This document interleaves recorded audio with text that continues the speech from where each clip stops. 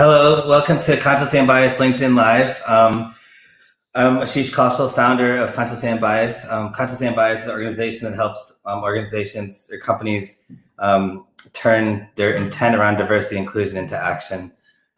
Today I'm really excited because we have special guest, John Dyer. He's an employee talent retention and talent acquisition expert, certified LGBT business expert, enterprise as well, and also a good friend of mine. And then Bart De Boer, at Philips Healthcare.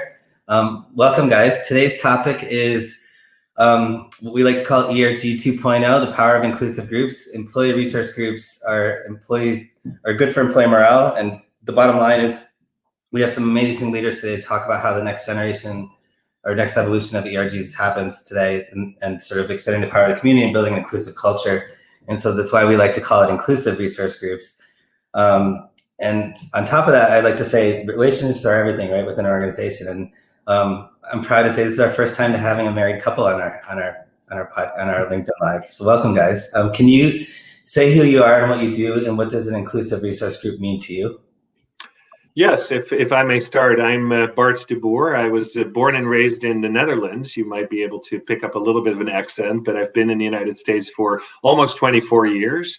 Been with John for 12. I'm married for the past 5 of those 12 years. And I work for Philips Healthcare, and I'm a marketing director for the ultrasound division of Philips. And I'm relatively new, I have to say, to employee resource groups. I joined one for the LGBTQ community of Philips in 2014, and it started pretty small. But after some new energy was put into forming this and really making this into something bigger in 2019, joined one myself, and I can say that it's been a great experience, and it's still growing as of today. What it means for me personally is that as a gay man, I really want to work for a company that is inclusive and very welcoming for someone like myself. And being part of an ERG obviously plays a very big role in that, in feeling welcome and inclusive and being able to have conversations with other people like myself. Welcome. Thank you. So I'm John Dyer, and I have been in the contingent talent business for well over 25 years, working at companies like Microsoft, Amazon, AT&T. And I decided a couple of years ago to start my own practice called Netra, Non-Employee Talent Retention and Acquisition, and basically help hiring managers, program managers build their contingent talent programs, refresh them, help them understand and figure out if they need, diversity suppliers, tools like VMS, MSP, and it's been a great career for me, and I've gotten to meet super smart people like Ash here, who I really admire. And employee resource groups, one of the reasons that kind of set me into this trajectory 25 years ago. That's how long ago I joined an employee resource group. It changed my life. It changed my life. I'm very passionate about it. And so looking forward to kind of sharing that whole experience and how bringing your whole self to work is super important for your company, for your community, for your health, and, for your productivity. So I'll talk some more later about that. Thank you, Ash. Welcome. Bart, so especially in COVID right now, I think the value of ERG groups is super important because it actually helps connect everyone and keep a culture going. Can you share why they're so important to you personally and professionally? Yes, as you already mentioned, during times of COVID, Philips, like many other companies, of course, we're all working from home right now, and it can be pretty lonely.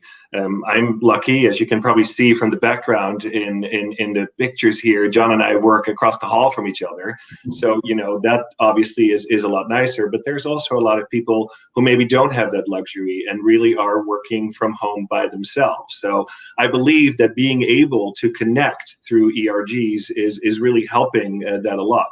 And unfortunately, of course, a lot of the activities that were planned for 2021 to be in person now have to be done remotely and virtually.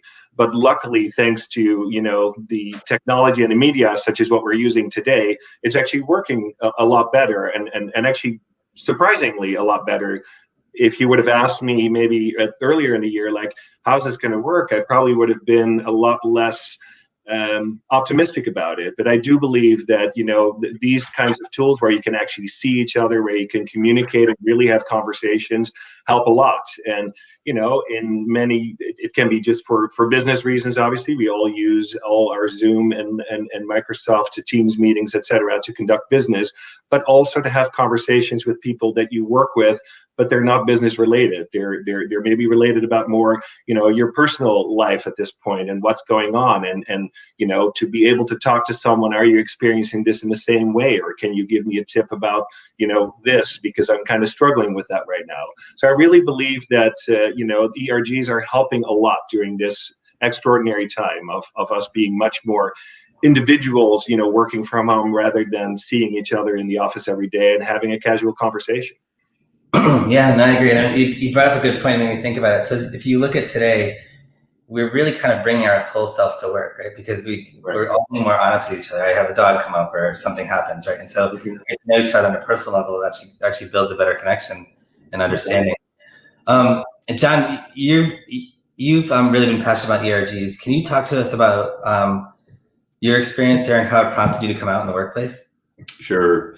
So, we all deal with bias in our life, and the bias that everybody kind of had for me growing up is, I'm almost 6'4", 240. I've been this size since I've been about 11 or 12. So immediately, as I was younger, everybody thought of me as being the football player, the basketball player, when in fact, I really wanted to date a football player or a basketball player. But that's not something one could say in the 70s in Spokane, Washington, which is where I grew up. I went to a Catholic grade school, high school, college. I was an altar boy for 10 years. Good Lord, I called bingo. I mean, you don't get a much more Catholic than this. And there was baggage that went along with that. And finally, when I joined a company in 1993 called Microsoft, I finally found out that it didn't matter there. And, I remember going to one of my first company meetings, and some people were sitting around Bill, and a friend of mine who I think knew that I was kind of struggling with coming out, she pointed out, she said, well, that person over above him is a lesbian, and the person to the right of him is gay. And the other thing that was interesting is during that meeting too, Bill was kind of rocking in his chair, and I kind of saw my first exposure to what may have been, neurodiversity. I don't know. But anyway, to go back to joining Gleam, Gleam is the gay lesbian employees at Microsoft Employee Resource Group. It's interesting. I was hearing a lot about it. I'd never heard of such a thing, but I knew that it would be a really good way to kind of come out at work, something that, was pretty much just thought was unthinkable. You couldn't do something like that. Part of the process, though, to join this group is that you had to come out to the whole alias, which there were thousands of people, Microsoft people, all over the world, and you had to come out, and that was kind of terrifying for me. But you know what? I'll never forget it. The day I did it, I sent out this email, and then I just, kind of got ready, but I got emails from people all over the world, from all these Microsoft subsidiaries, congratulating me and telling me, congrats. And it's super important you bring your whole self to work. I mean, this is 25 years ago. So it was super important for me to finally, growing up a Catholic, I always felt like the truth sets you free, but I wasn't being truthful. And, as Oscar Wilde says, the truth is rarely pure and never simple, is it? So this big, tall football player kind of guy really, had to not live his truth at work. And by joining this ERG and coming out on the alias and having all this affirmation and validation from other people there, it truly set me on a whole new course. You don't have to hide at work. You don't have to compartmentalize yourself. You can be yourself, It doesn't mean I was going to run down the hall in a feather boa and a pair of pumps. You know, I had to be me. And so Gleam really helped with that. And Bart heard about it quite a bit from me when we were first going together. And I hope it kind of motivated him to get involved with ERGs at Philips. Yeah, I mean, it certainly did. I mean, I always really was a little bit jealous, quite frankly, of your coming out story at Microsoft, because I've never had that. And so when Philips was in fact starting an ERG for the LGBTQ community, I was very interested, and because I really wanted to be part of something like that as well. As I mentioned in the intro, it was small in the beginning, but it certainly has grown. And what I'm very passionate about right now is that, I believe very much in giving back. I feel very included and very welcomed. And I hope that by, being part of this ERG and from time to time record a video or provide a statement, to how this makes me feel, I can make someone else a little bit more comfortable and a little bit more included. So that's where my passion comes from as well. Because again, stories like John's and others have really motivated me to want to create that environment. Ash, I mean, coming out at work now, being gay or lesbian is nothing. Hell, everybody is, right? Transgender, non-binary, those communities really, that concerns me, that they can't come out and can't be themselves at work. So this is what I think is why I'm so passionate about paying it forward with what I've gone through, what the benefit I got from being involved in ERGs. And I've been in ERGs at every company I've worked at. At Amazon, it was called Glamazon, was the name of it. At AT&T, it was called League. And so I've been active in all of those ERGs, and it's really enriched my life. And it was a great opportunity for me to help other people as well, bring their whole self to work. So we'll go back to that in a second, but I did want to ask you guys, do you feel like the ERGs actually made you more productive and a more loyal employee? Yes, very much so, I would say. I think that we've talked about that a couple of times, right? Being able to bring your whole self to work is really, really important. And,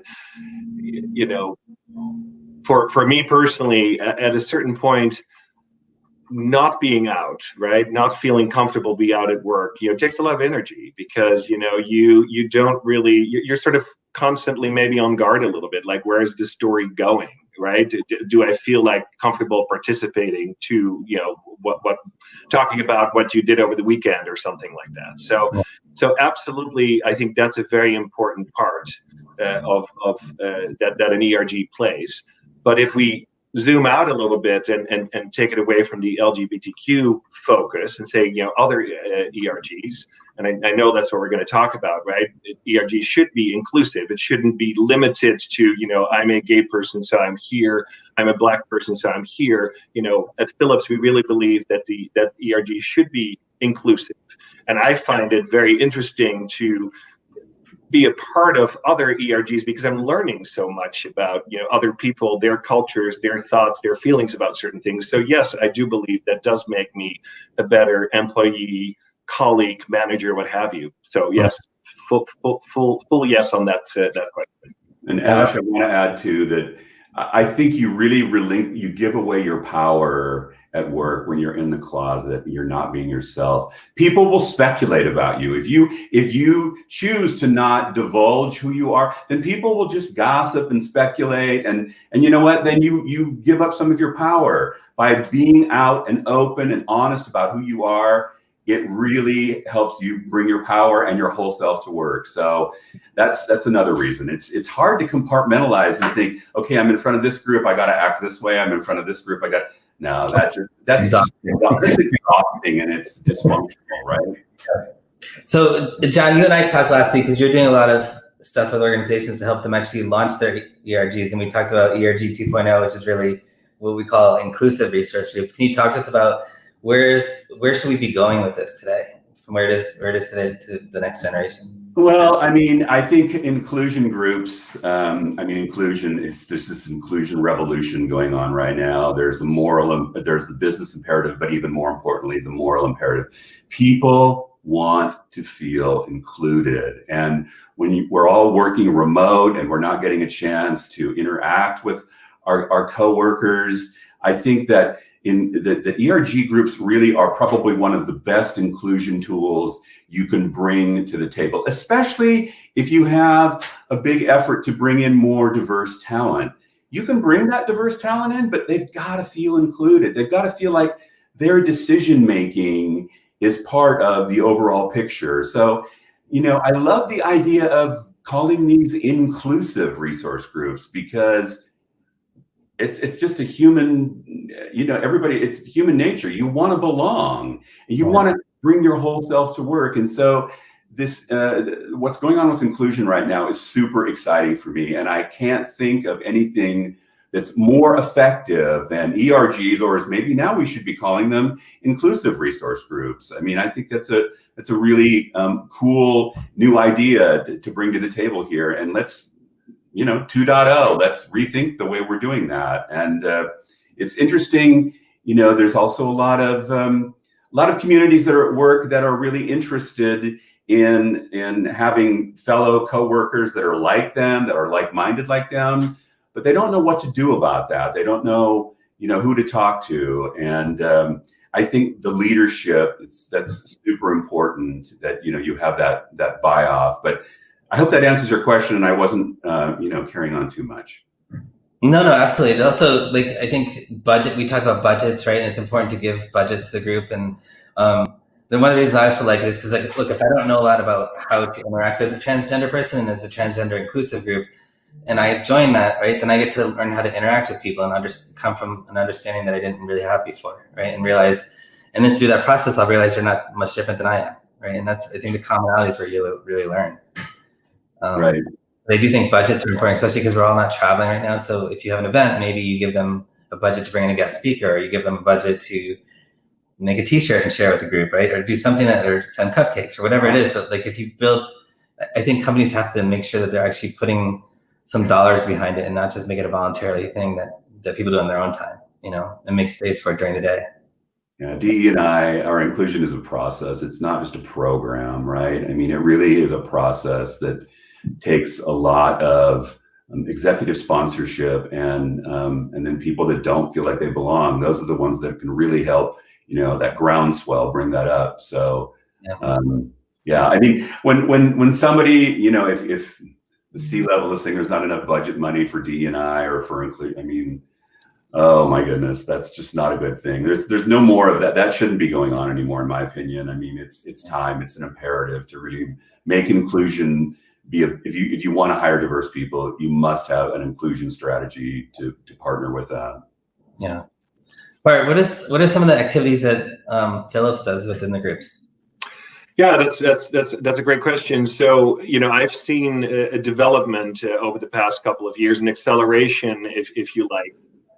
We've always had, the health and well-being of our people. Being a healthcare company, obviously, we need to walk our talk, right? So that's always been very central to our mission and vision as a company. But how do you now bring that alive? And we've had a diversion and inclusion organization from our headquarters in the Netherlands for a long time, and there's obviously local branches for that here in the North America market. We're obviously a very big player here as well. But how do you now bring it also then to the different locations that we have? So I work out of the campus here in Seattle, Washington, or close to Seattle. We have about 2,000 people here, and as of last year, we actually did for the first time now say, okay, we need to have a local diversity and inclusion group, which I joined, and as you mentioned, with a budget, because without money you can't really do anything. Yeah. Obviously, again, 2021, crazy year, everything changed. Budget's probably a little bit smaller right now than we would hope for, but also we're not spending it because the events are not there. So most of it is right now virtual. We do typically link our activities around specific, dates on the calendar. For example, Black History Month or International Women's Day, or obviously Pride Month. So we build our programs around that. And, typically they would include, it could be a webinar, but it could also be an in-person event with speakers to really connect the community. We'll obviously do things at our campus when we can in person, and we participate to things that are not, specifically Philips related, but where we can really represent ourselves. So it's a mix of different things. We do like to make sure that there is a certain continuation of it as well. So every month there is an event which we call the Breakfast Club. At this point, again, they're virtual. They, in the past they were in person, themed around what's going on that month, with speakers and what have you. And then in between, everything is basically Yammer based. I don't know if you guys know Yammer. I think it's a Microsoft product that we are using as our main communication platform around the different ERG activities, and also just to communicate person to person. So that's what it looks like today. I'm talking about, our campus in Bothell, but obviously Philips has different campuses in different parts of the United States. We're fairly big in the Boston area. We're big in the Atlanta area. We have fairly recently built out our presence in Nashville, and each of those locations has a D&I group like the ones that we have here, and we all operate pretty much the same, and also connect, across the country when appropriate as well. So there's very localized things, and then there's, national things, and there's global things. Yeah, that's great. You brought up another thing for me to think about. So John, do you think it's also a good way for two different ERGs to interact with each other by doing events so they get to know each other, and actually, let's say there's two populations that don't necessarily know how each other works or understands each other, by cross-pollinating events? I think curiosity is the fountain of youth. I'm always very curious about different people, and I think, to answer your question, absolutely. I mean, when people say I'm colorblind, I'm not. When I see somebody different, or I'm very interested and I want to engage, I want to hear about, that. So I think it's absolutely perfect. And I know when I joined Gleam, I was under the impression that only gay and lesbian people could join it. No, absolutely not. I mean, anybody could join it. But at that time, I think there was some type of code of conduct you had to be mindful of, but they were allowing anybody to join it. And I think actually, having executives and other people, HR people, I mean, in these groups is super beneficial for employee retention and to lower attrition. I mean, T-Mobile and AT&T have talked for years about how their employee resource groups really have helped them retain their diverse, employee base. But yeah, I think that it's absolutely great for different ERG groups to be communicating each other and sharing each other, how they're being successful and best practices. And right now, of course, the big hot thing for ERG groups is doing it all virtual, doing it all online, because, it's not really going on, in the office. But that seems to be, pretty much a super big trend right now. It's got to be done virtual. So, yeah. You came out later in life. Can you say how you benefited from white privilege and how biases may have impacted both the ways, positive and negative, for you in your life? I'm not going to complain that being white and tall was a bad thing, but being white and tall and, fairly good size also gave people a different impression about me. And so, I kind of came out right around when AIDS and HIV had kind of run not run its course, but it gone through, it had gone through a pretty bad cycle there. And it made me, kind of very nervous about, coming out. But on the other hand, the awareness that the AIDS pandemic created for gay and lesbian people and for transgender people has been quite phenomenal. I had no idea that I would be able to marry somebody legally, same sex, in my life. So, having being tall and white, there's no doubt about it. It gave me so much more privilege, but it kind of started being stripped away when I was being very open and honest about who I was, and people didn't quite know how to put me in a box anymore. They're like, wait, you're this big, tall guy. Wait, you're kind of, that's not what we're used to here. I mean, what's going on? You got size 14 feet. What? Can't buy a pair of pumps with those, can you? I mean, So it's funny, people, there was definitely a lot of privilege, but once I came out, and luckily I came out during a time where it was a little bit easier, but that just couldn't have happened, earlier than when I did it, because being white and tall, really, it just wasn't enough, So it definitely helped, and I'm sure Bart probably has some comments of his own about this. Yeah, especially growing up in the Netherlands too, right? Yeah, I think, of course, the sort of, in my background, I'm an immigrant, right? I came to this country when I was 27 or 28. I'm sure my experience as a white male was quite different than the experience from many other immigrants that come to this country. I've actually always felt very welcome. There's never been any moment where I think, Americans in general are just very interested, right, in people from different cultures in different countries, much more than in my own country, quite frankly. Well, people just ask you like, hey, I'm picking up on a little bit of an accent. Where are you from? What's your background? Which I found actually quite refreshing. But I can only imagine that, again, my experience was probably quite different than that of many immigrants who come to this country. The other thing that it afforded me, though, is that the United States and all the work environments that I've worked at have been much more multicultural than what I was used to. And I've always been quite curious about learning about other people as well. So it's afforded me that opportunity to learn more about other people and kind of understand what makes them tick, probably. Wow. Is there a certain bias in I think there's a bias inherent in everybody, right? You like to put people in a box because of what you think you know about them, and only by having these conversations and dialogues do you find out, like, hey, it might not be the way that I thought it was, or it's quite different, or hey, we're much more the same than maybe we thought at first. So yeah. Interesting. John, can you talk to us about the history of ERGs, and what do you think is the most important thing that's needed to make sure they're successful within an organization? Sure. So based on some of the research that I've done over the last couple of weeks, Xerox is the company that's been known for having the first ERG. It's called the National Black Employee Caucus, which was initiated in 1970. And it doesn't surprise me that it happened in tech, because it seems to me, based on all my employment history at tech companies, they embrace inclusion.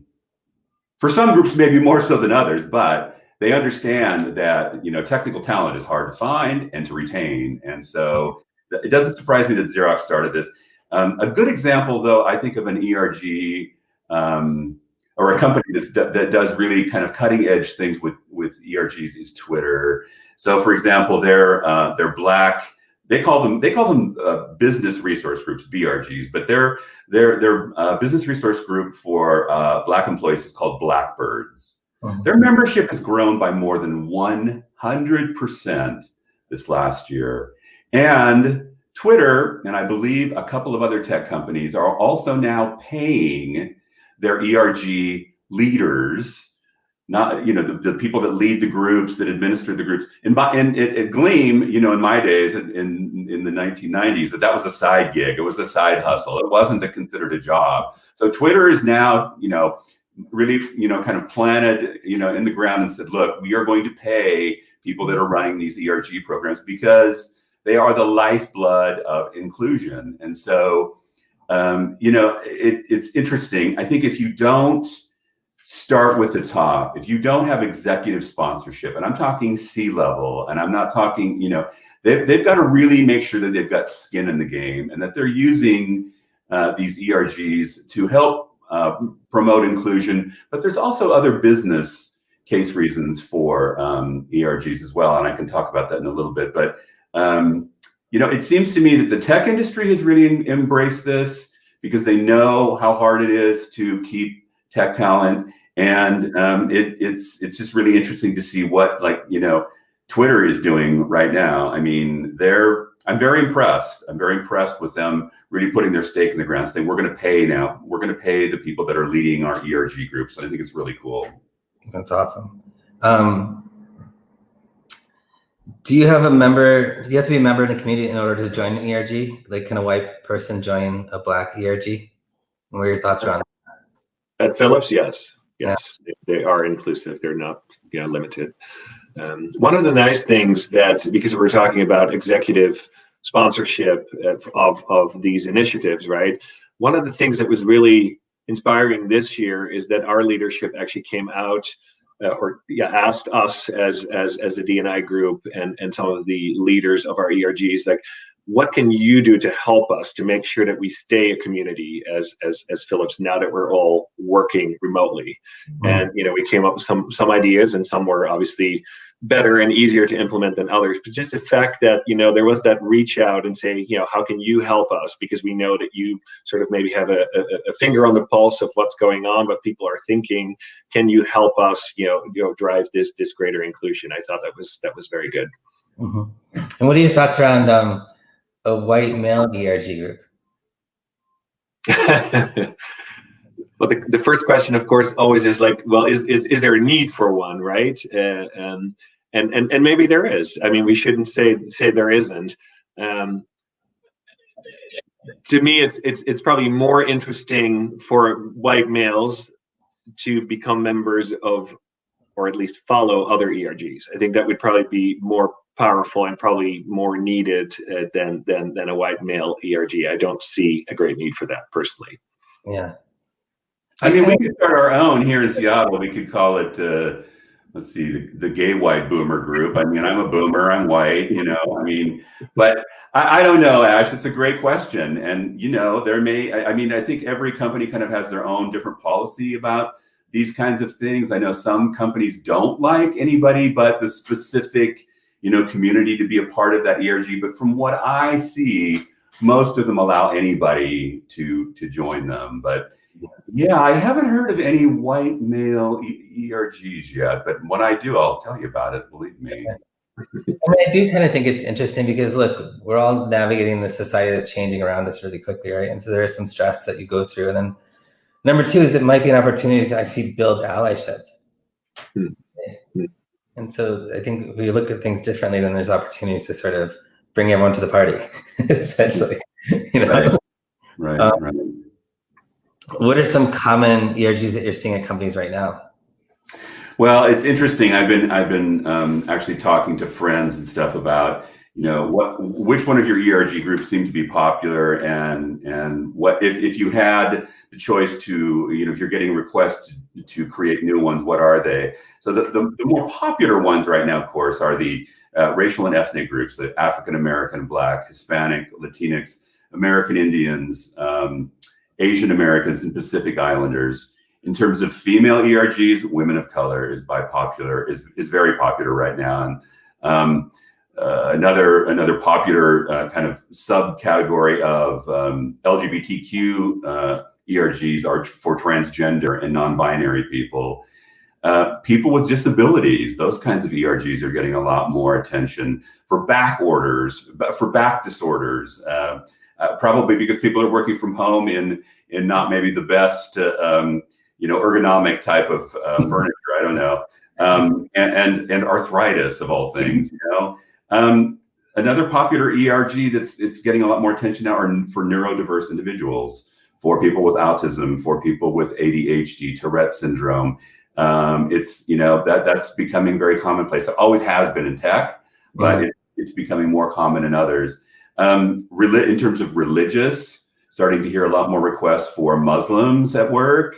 In terms of veterans, disabled veterans, working from home ERGs are starting to pop up, especially for parents that are homeschooling children, right? I mean, that's that. And then another one that I just heard about the other day is for employees that are dealing with elderly parents and having to care for them right now. I mean, Bart and I we have this discussion going on a lot in our house. So, all of these groups have a common thread. They want to be around other people that are also dealing with these issues, and how are they coping with it? The camaraderie, the fellowship that ERGs create for people is really interesting. So yeah, those are kind of the ones that I'm hearing are more popular or are starting to really, pop up on the radar screen. Yeah. I love that Erica White put in that there's allyship ERGs forming now as well. I think that's interesting. Right. What about mental health ERGs, right? Because I mean, Amy Doyle from Manpower Group, she used to say, I used to work from home, but now I live at work, right? And so it creates a lot of stress because how do you shut off? And so there's this whole shift that we've all gone through, So I wonder, right. What's the process for setting up an ERG for viewers, for people who are in companies that don't really have them yet and they don't know where to start? What are some steps you think we should go through? Yeah, well, I think the first thing is that you've got to really, I've said it before, I'll say it again, executive sponsorship. If having senior leaders participate in your virtual ERGs and having them serve as executive sponsors to ensure the group stays true to their inclusion, and then the next step is kind of creating and finding your team. I think it's super important you start off with the executive sponsorship on top, but then you go down to the bottom level and start finding people like Bart and myself who are passionate about, sharing our story. And so creating and finding your team, finding a few colleagues who want to work together on your topic. And it's often done by word of mouth or, but you could also use your internal communication channels, like Slack or something like that. And then you have your first meeting, and it should have goals. I mean, get to know each other at a casual lunch or breakfast and decide on a name, and decide together, what's your goals, the topic of your group, and who's your target membership, right? Next is scheduling workshops, define the following goals. I mean, what is the main purpose of your group? And what impact should your group have, and how will you measure that impact? And what is in scope for your group, and what do you want to work on, and what is out of scope? I think next is kind of creating your charter documentation and making sure that you're getting lots of input, from the people that are starting the group. And after you've delivered those details about your group, document it in a charter, which kind of defines the group, including its purpose and scope. Setting up your communication channels. I think everybody is using Slack or Microsoft Teams or Google Hangout, and those are great ways, to communicate. And also having an email distribution list, where everybody is a part of that. And you send out, information. I mean, gosh, when I joined Glean back in 1995, it was a great place for me to get ideas about, places to. I went to San Francisco for the first time in 1995. I was terrified, to be honest with you. And I remember getting all these tips and from different people on the Glean mail list about it. It was really cool. Setting up regular meetings is the next step. Brand your group. It's important to brand your group. Use internal, graphic design resources. Spreading the word about your group, you use internal communication tools, all hands meetings, posters, and then, virtual ERGs, like I said before, they're no different than in-person events. They're just online. So the common thread I heard through the whole process is make it fun and interesting so that people want to show up. Well, it's actually interesting because I'm kind of learning as well as we go, right? I'm under the impression that a lot of ERGs at Philips have actually grown or were founded sort of in an organic way because there was a group of people who, met at an event or something and said, hey, let's band together a little bit stronger. But I think what John is saying, to have a bit of a roadmap is probably going to be really helpful. So I think that's something that I'm going to take away from this meeting actually, and say, how are we going to do that, in 2021 and going forward, to make sure that we don't only create the ERGs, but they're also successful, right? Yeah. And not to be too corporate, but there are probably some KPIs that you want to put in place and say, okay, why are we actually doing this? It's great to be together, but there should be probably some measurable results as well that you want to strive towards, work towards. Yeah. I also like that he said put a charter in place, because that kind of sets the direction of it, and so it doesn't just drift and and kind of back up, makes a lot of sense. Have you seen some ways that ERGs are creating change in untraditional ways in the workforce, like such as partnering with recruiters and managers and things like that?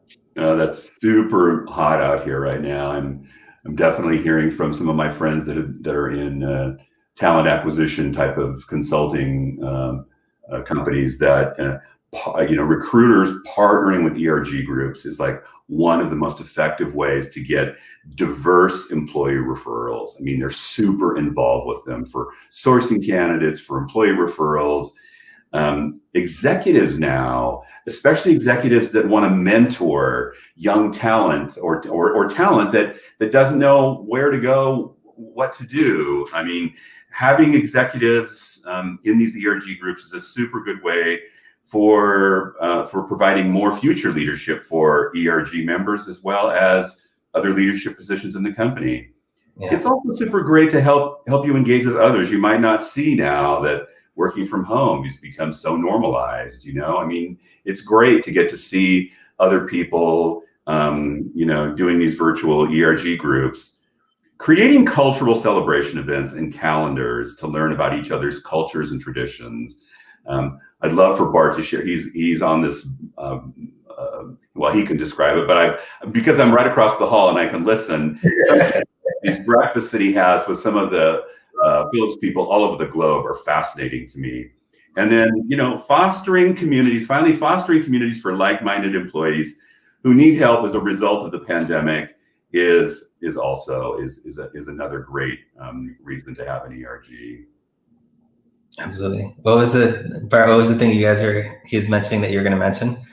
Well, I mean, there were a couple of fun moments. So we had a breakfast club virtual meeting during Hispanic Heritage Month, and I think what really stood out to us was one person basically saying, when someone says to me, "Gosh, you speak really good English," she said, "That's really a very strange comment because I'm very proud of my Hispanic heritage. So I love the fact that people can actually hear that, English is not my first language." And of course that makes a lot of sense, right? And maybe sometimes we're trying to sort of, pay the wrong compliments almost. Yeah. And then the other thing that was really fascinating was that we had a breakfast session around what was it called again? Let's call it cultural heritage. It was sort of broader. It was not specific to one culture. Mm-hmm. And actually, as we were planning for it, we had one of our panelists, had been sort of put under the header, like, you are representing our Chinese community. And it turned out that the person actually was born and raised in Taiwan.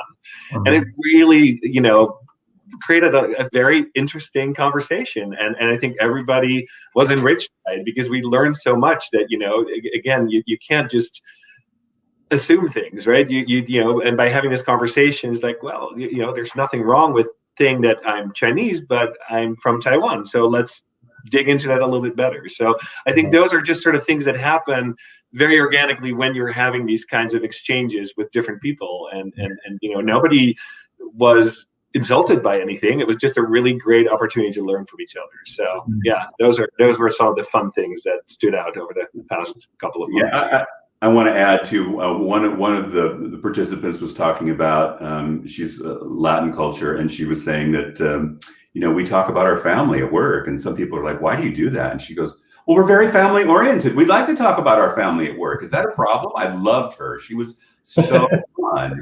I mean, this is what is so wonderful about ERGs, and that we get a chance to. I mean, I'm very impressed with what Philips has done with these breakfast these meetings, because I make sure I turn every thing off in here so I can hear, because it's so much fun to hear the candidness of people. And I mean, I always thought it was a compliment to say to somebody, "Wow, your English is great." His coworker was like, "I don't really like hearing that. I like my my accent. I think it's great. I mean, so you don't need to tell me I speak English great." I wouldn't have thought that, right? But she was really fun. I loved her. So are you gate crashing an ERG? Yes, pretty much. You know, let's face it. I mean, you know, you do what you do. You know, for the first couple of months, we didn't have any kind of cleaners in the house, so I was vacuuming all around, and I was doing it while he was having meetings, and he was telling people, you know, we've got a new house cleaner, and he's not working out very well. I don't understand why he keeps doing, you know, all this vacuuming while I'm working, but hopefully he'll get the best of it. But yeah, we do have a tendency to listen to each other's. I mean, listen to me. I mean, you could probably hear me in New York right now or in LA right now without this thing. You know, we are who we are, and we both really, I feel like we have this little nest here of great ideas that we bounce off each other about how does one feel more comfortable now about being themselves in a virtual environment, right? And I think ERGs are just a great way to do that. I mean, America is just going through such a big, you know, with the Me Too movement and Black Lives Matter, everybody wants to hire diverse people, and that's amazing, that's awesome. But if you don't have inclusion tools that really are customized to some of the diverse people you're bringing in, you're really missing out, you know, and you know, combining that with, you know, consciously unbiased training and having, you know, resumes that are, you know, you can't really tell the gender or the location of the candidate. I mean, those are three inclusion tools I think that I think you're gonna see a lot more, and that's why my practice, I'm adding more inclusion tools, because it's super important. You know, like I said before, there's an inclusion revolution going on right now, and I think it's pretty cool. So let's talk about that, your practice. Companies tend to they hide around co-employment risks, that they don't want to integrate their non-employee workforce with their workforce or employee workforce, right? But ultimately, if you look at it, the demographics, almost 40 to 50% of an organization's labor is temp labor, right? And so they have to feel included as well. And so I think also part of the reason why we're trying to shift this employee resource into an inclusive resource group is so you allow those people in and let them also be part of the community. Because I think, like it or not, they're building the culture as much as the employees are, right? And so you have to pull them in and let them have a voice at the table, I think. What are your thoughts on that? So, you know, I was actually at Microsoft in 1995 and it was actually 97, I think, was when we got the lawsuit. And we were just freaked out about co-employment. I mean, we spent, I think we had to pay $50 or $75 million, I don't remember. But I think it just went completely crazy overboard. You know, you see companies, I don't know who it was. I think maybe it was Google. I think they actually have more non-employees than they do employees. And last year there was some kind of workplace violence that took place, and all the employees got a heads up on it, but the non-employees had to wait to hear from their employers, which was crazy. I mean, and I think the amount of, whether it's intentional or not, the fear of co-employment is actually creating, I think, you know, less opportunities for diverse people. I mean, you know, America is using a lot of non-employee talent. That's why I got into this business, because, you know, the three companies that I had responsibility for non-employee talent, AT&T, I mean, huge non-employee base. Microsoft, Amazon, my goodness.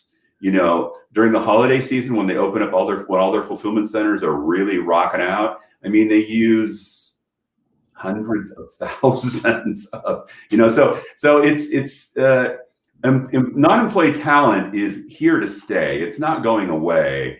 And I really feel like the co-employment boogeyman has taken over. And I know you're passionate about this as well. No, absolutely. I can't help but think also that, you know, we've talked a lot about, you know, ERGs having gone virtual, right? And I think that might really help because, you know, I don't believe there's any barriers. If you say, okay, we're going to put our ERGs on Yammer, right? I mean, there's no like you're an employee or you're a non-employee. I mean, Yammer is for everybody. So there's really no limitations there. And maybe that's a shift that has happened over the past, you know, 5-10 years, most likely, where you can't really put these artificial barriers up as much maybe as was done in the past. That's a great point.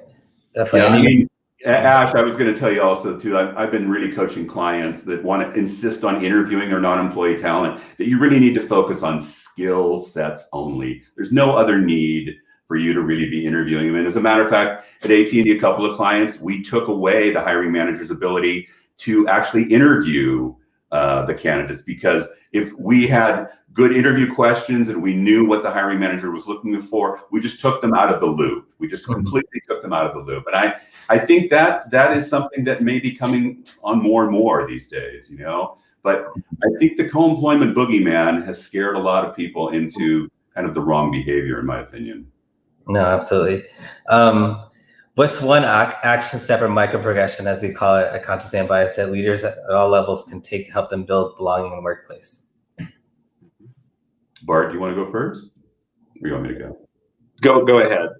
I think right now, one example I can tell you, I laughed the other day. So there's actually a company, I don't think it's local, but their CEO sent out an email to the company saying, okay, there's going to be no more politics being allowed to be discussed at work. And if you don't like that and you don't want to be here, I'm going to give you a compensation package and you can leave. I'm thinking to myself, this is where inclusive resource groups can come to the rescue. Bringing your whole self to work is not politics. That's not politics. Yeah. That's bringing your whole self to work. That's being functional. That's being, that's being healthy, and it's good for business. Don't you want your employee base to like mirror your customer base or your supplier base? I mean, that's just not healthy to not have inclusive resource groups. So I think it's a great idea, Ash. I really do.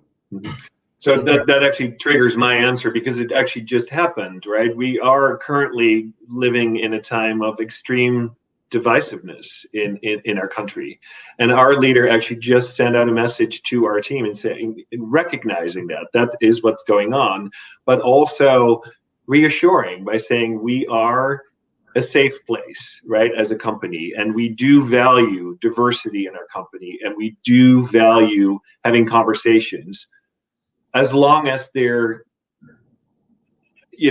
respectful of one another, so it's a little bit of both. I think it's making sure that as a leader you say, yes, we are that inclusive environment where we can have those conversations, but also making sure that everybody can feel safe by saying it has to be respectful, right? There are certain things that are simply not going to be tolerated. So I think that if you say, like, what's the one thing you can do? Communicate those things out, and now is a good time to do it, but obviously there's other moments throughout the year where this can really help creating that inclusive environment. Absolutely. We'll see if anyone has any questions, but do you guys have any other thoughts to add? Because I know I've been asking a lot of questions. Well, I mean, I think the one thing that I think is interesting is that I've been in staffing and talent acquisition for years. And it still cracks me up how many organizations, are still pumping their fists for more diverse talent, But what are you doing to retain that talent? And what are you doing to get your hiring managers to understand that they've got to quit, looking for a culture fit, right? And so I think that diversity and inclusion, they go together. One without the other just isn't going to work. And I think that you got to put the same effort into both. And so I think more efforts into inclusion, using employee resource groups as inclusion tools is the way to go now. Yeah. Well, I think my thought is that, and I said that in the beginning, right, at the beginning of the year when everything was changing so rapidly and all our best laid plans, were not going to happen because we couldn't do certain things in person. I was not as positive as I am now, because I've seen the power of being able to do things virtually. And I kind of just added a thought to that when John was talking about, listening into our ERG groups. I hope that's happening in many other, households right now where, our coworkers are not part of the same company, right? They work for different companies. So, do look over someone else's shoulder and get some good ideas. I think that's actually fantastic. I'd never thought about that before. Yeah, because before these things would happen in my workplace where I'm surrounded by people that are a part of the same company. And now that's no longer even limited to that anymore. So Ash, I have another thought too. I know we've known each other for years, and I've managed a lot of diversity suppliers, some of the biggest in the country. And I think the thing that sets you apart from other diversity-owned suppliers is you really walk your talk. You can track the diversity of your candidates. You can provide those kind of metrics, and you're doing things like this that are all about, helping kind of this social movement move along here. And I really appreciate that because, I spent a lot of time trying to find diversity suppliers, but what about diversity talent? What about diverse talent? And it shouldn't matter whether it's full-time or non-employee. And I think this work you're doing with the Staffing Industry Association is marvelous, and you really need to be commended for that because you truly are leading here with your agenda on promoting diversity and inclusion in the workplace. It's not just about being a diversity supplier anymore. That's my opinion. Thank you. That was very kind of you. It means a lot. Very humbling. We do have a question from Justin Dirk. He says, with everything that's being virtual and having to have constant back-to-back Zoom meetings, how do you keep your employees engaged with an ERG? And what steps can we take to make more engagement happen? Good question. Yeah, that's a good, with everything being virtual, I think using Slack and using Google Hangout and using, those kinds of avenues are super popular. You have to be careful though, because I've heard of people being terminated because they got a little too carried away on Slack or, those kind of things. But I think using your internal company, system is a great way to do it. Bart, is Philips use Microsoft Teams to promote? Yes. Yeah. My answer to the question is that we realized fairly early on that yes, most things were virtual, but and most people are working virtual, but we also have still about 500 people off the 1,200 that do go to the campus every day, right? Because the production lines are still running and other aspects of what we do that requires in-person attendance. And we really made sure that not everything was virtual, that we still were also having a presence on the campus. For example, during Pride Week, we had what we called our Pride Wall, where people could share their thoughts, what Pride meant to them. And we had a virtual wall and we had an in-person wall. And there's other examples where we continue to do both, because you're right, it can't just all be virtual, that people are not going to be as engaged. Yeah, I'd like to add to that. Honestly, I do get some Zoom fatigue too. And it's not just because I'm tired of being on video conference. It's also, sometimes I like to walk and talk and listen, right? Yep. So sometimes just doing a straight up conference call is probably better than a Zoom call for the ERG group. And it also gives me the ability to just share things and emotions that I might not want to display physically, but I can bring it up on the discussion, Right. So sometimes I'm like, let's go back to old school, Yeah, I think that email is, I know Zoom meetings can kind of be, but Bart's, leader of their ultrasound division today, that note that Vitor sent out, I think was a great example of, he's just using the company email system to really, promote the fact that, people should be able to talk about things, but you have to be respectful, you have to use the proper terminology, and you have to be kind, right? And so it's that was a good example of of that. So yeah. He is actually the leader of Philips North America now. And he's a wonderful man. I love him. He was very involved with Pride last year, and I went up and thanked him. He's really a cool guy. So Laura kind of will end with this. She wants to talk about age diversity. So what are your guys' thoughts around that? Because I don't think let me tell you, look at this white hair here. I know all about it. Like I tell my husband, I may have winter on my roof, but I have summer in my heart. And he's like, well, you need to get some spring in your step so we can get home before fall. But yeah, you're right. Ageism is huge. It is huge. And it's one of those things that, I think employee resource groups really could take on and tackle. It's huge. Yep. Right. Yeah, my hair isn't as white, but it's a little bit less. So, and it's interesting as you sort of, progress in your career and you get older, things change, right? And it would be fantastic actually to be able to talk about that with like-minded or, people in the same situation again, say, hey, what are you encountering? How are you dealing with that? So yeah, Laura, thanks for bringing it up. I think it's a great idea. Maybe I'll start it myself. There you go. All right, guys, thank you so much. This is wonderful. We're so honored to have you there today. Thank you. Thank you Ash. for having us. This was Great. a lot of fun. Thank you so much.